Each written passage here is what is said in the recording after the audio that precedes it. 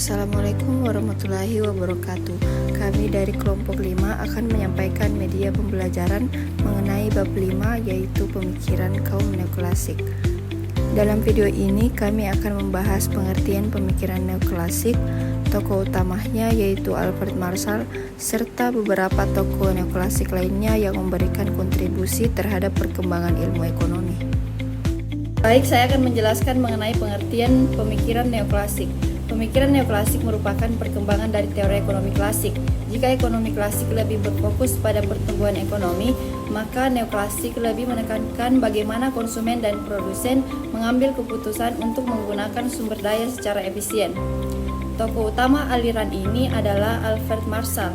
Melalui bukunya Principles of Economics, Marshall mendefinisikan ilmu ekonomi sebagai ilmu yang mempelajari aktivitas manusia dalam memenuhi kebutuhan hidup sehari-hari. Dari pemikirannya inilah lahir banyak konsep dasar ekonomi mikro yang masih digunakan hingga sekarang. Selanjutnya, pembahasan mengenai perilaku konsumen dan produsen akan dijelaskan oleh teman saya. Perilaku konsumen dan produsen menurut Albert Marshall. Konsumen akan membeli barang yang memberikan kepuasan terbesar. Namun, semakin banyak suatu barang dikonsumsi, maka tambahan kepuasannya akan semakin berkurang. Konsep ini dikenal sebagai diminishing marginal utility.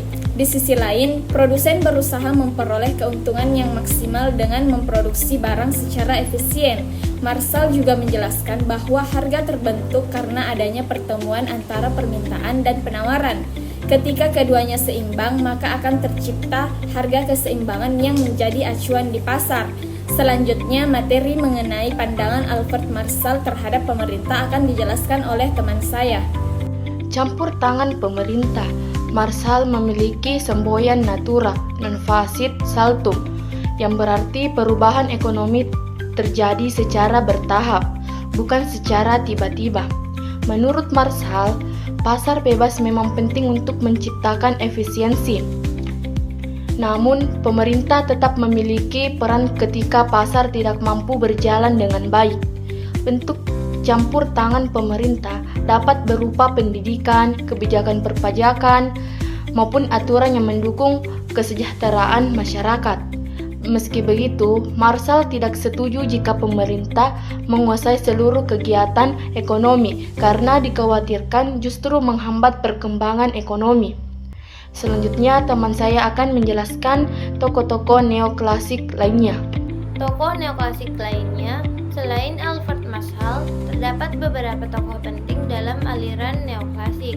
Pertama ada Leon Walras yang mengembangkan teori keseimbangan umum atau general equilibrium. Kedua ada John Bates Clark yang menjelaskan bahwa setiap faktor produksi akan memperoleh balas jasa sesuai produktivitasnya. Yang ketiga ada Eugen von Tree-Born-Bauer yang mengembangkan teori mengenai modal, tabungan, dan bunga. Terakhir ada Knut Wickal yang menekankan pentingnya peran uang, kredit, dan kebijakan pemerintah dalam menjaga keseimbangan ekonomi. Tokoh-tokoh tersebut memberikan kontribusi besar terhadap perkembangan teori ekonomi modern, khususnya ekonomi mikro. Demikian pemaparan kami mengenai pemikiran kaum neoklasik.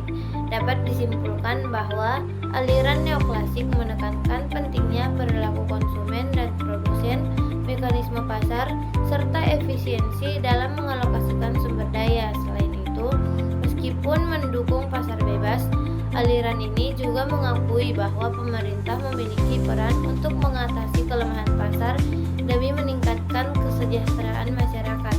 Terima kasih atas waktu yang telah diberikan.